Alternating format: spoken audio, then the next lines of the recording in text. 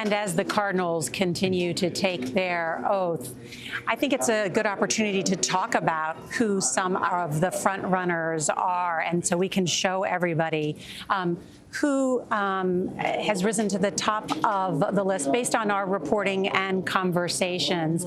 And John, let me ask you to, first of all, I think at the top of the list really is the Secretary of State, the man that's second in command here at the Vatican, Pietro Parolin. What do we know about him and his philosophy? Well, Cardinal Parolin was born in northern Italy. He has spent virtually his entire adult life as part of the Vatican's diplomatic corps. Served in papal embassies in various parts of the world and then came back to Rome. He was, for a period of time, the head of the China desk inside the Vatican Secretary of State, and then rose up through the ranks and eventually, as you say, was named to the top job, the Secretary of State, for 12 long years under Pope Francis. I think he would be seen as somebody, Monsignor Tony was talking about the desire for somebody who's perhaps a little more conventional.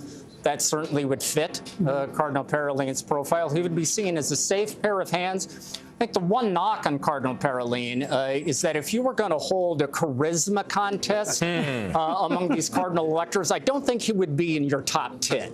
Considered a mild-mannered centrist. And Delia, let's talk about the other two men on that list, including Cardinal Tagle of the Philippines, 67 years old, a man who is known as having a lot of charisma, in fact, sings and dances. Absolutely. He is the pastoral par excellence. He will fill the Francis shoes in terms of being out with the people and showing that charisma. He has had also experience here at the Vatican with the Council for Evangelization, so he has some knowledge of the Vatican, perhaps not seen as such a sort of strong director of the Vatican, which you need, especially nowadays with the finances and lots of other administrative things to do. He was also in charge of Caritas, which is the Catholic charity arm, and stepped down from that. There was some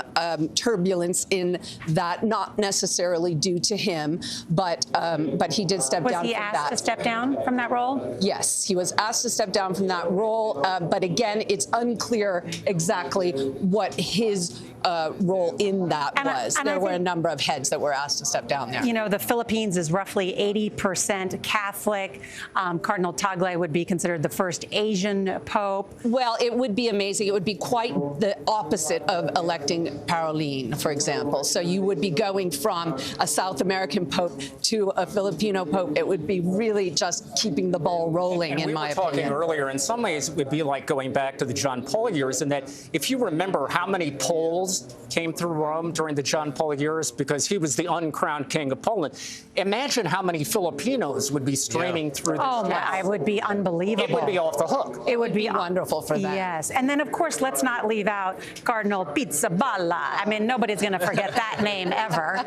Obviously an Italian. Yeah. But one of these incredible posts, he is the Latin Patriarch of Jerusalem, and he has been heavily involved in what has been happening in Gaza post-October 7th. Cardinal Pizzaballa really is the dark horse. There's an interesting story when Pope Pius X was elected.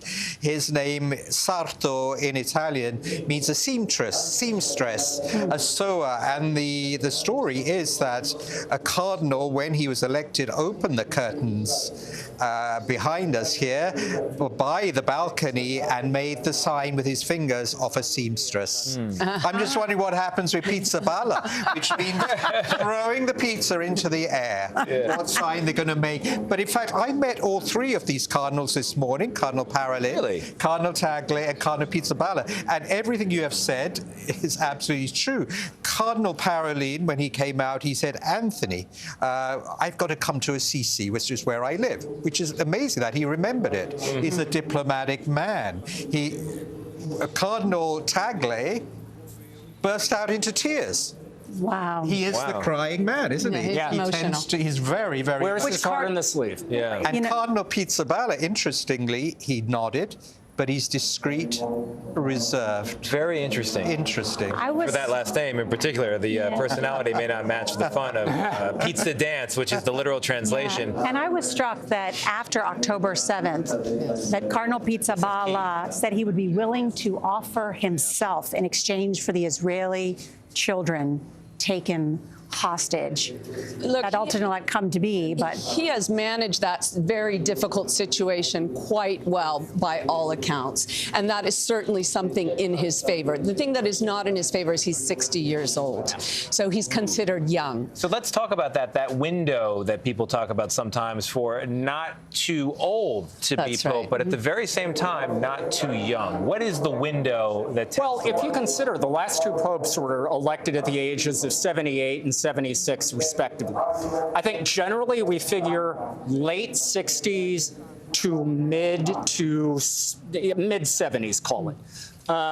That would sort of be the sweet spot. But if you find the right man, some would be willing to push that envelope on either side. You have to consider John Paul II was 58, and then had a 26-year pontificate. At the same time, popes are living longer, and we're in a very mediatic age where everything is seen on television and on social media. So as a pope begins to age, it can be difficult. The energy level has to be significant. The trips are many, many thousands of kilometers. You a lot of stamps in the passport. Well, you know, Tony, this comes back to a question you asked earlier. You know, every senator looks in the mirror and sees a president. Does every cardinal look in the mirror and see a pope?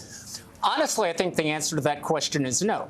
Because the burden of this office is bone-crushing. I mean, think about what we expect a pope to be, popular expectations. We want a pope to be a living saint.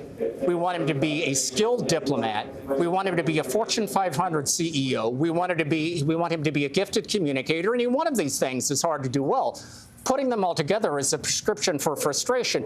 And you compare that to the life of a retired cardinal, where you still get all the best seats at the restaurants, but you don't have to get up in the morning and go to work. And think about, you carry that burden until you die. Yeah. I honestly think most of these cardinals, just at a purely human level, pray, let this cup pass. Yeah, there's a story from the 70s. Father Reese told me this, Thomas Reese, that one cardinal, seeing the vote moving in his direction, muttered for loud enough for all to hear, "I don't want it, and I won't take it."